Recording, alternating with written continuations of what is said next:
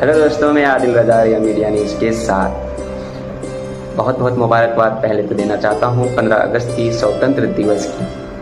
सारे जहाँ से अच्छा हिंदुस्तां हमारा, हम बुलबुले हैं उसके, ये गुलसिता हमारा, ये गुलसिता हमारा।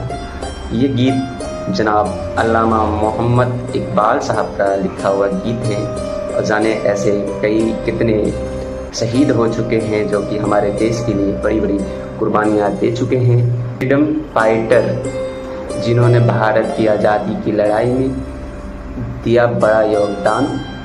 आज़ादी की लड़ाई में मुस्लिम महिलाओं ने भी बढ़ चढ़कर हिस्सा लिया था। इनमें से सबसे बड़ा नाम था बेगम हज़रत महल का।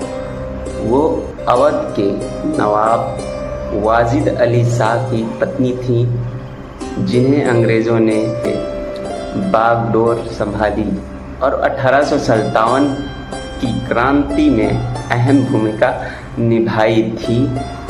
ऐसे में और ऐसे बहुत बड़े बड़े फ्रीडम फाइटर हैं।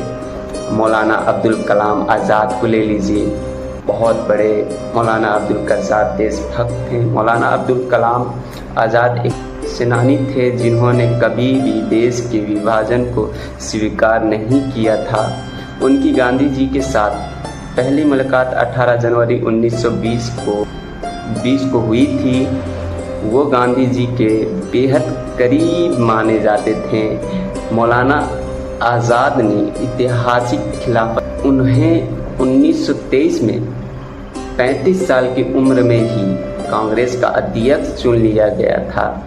इतिहासकार बताते हैं कि मौलाना आज़ाद कभी भी खुद को मुस्लिम नेता कहलाना पसंद नहीं करते थे। उन्हें जिन्ना के अलग मुस्लिम राष्ट्र की मांग और देश के विभाजन का पुरजोर विरोध किया था। वर्ष 1940 में आज़ाद जब दूसरी बार कांग्रेस के अध्यक्ष चुने गए तो करीब 2 साल बाद 9 अगस्त 1942 को महात्मा गांधी ने भारत छोड़ो आंदोलन शुरू किया। इनके चलते आज़ाद समेत कांग्रेस के सभी बड़े नेताओं को अंग्रेजी हुकूमत द्वारा गिरफ्तार कर लिया गया। करीब 3 साल के बाद 1945 में उनकी रिहाई हुई। वर्ष 1946 में जब अंतरिम सरकार का गठन किया गया था तो आज़ाद केंद्रीय मंत्रिमंडल में शामिल नहीं हुए। वो देश के विभाजन का विरोध कर रहे थे।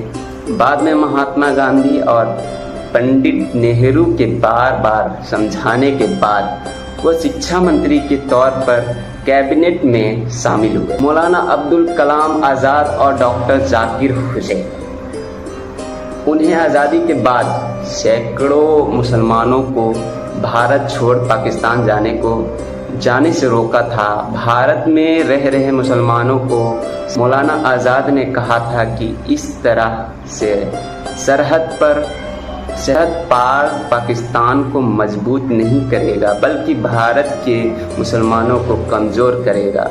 आज़ादी के बाद मौलाना आज़ाद ने करीब 10 साल तक भारत के पहले शिक्षा मंत्री के तौर पर काम किया।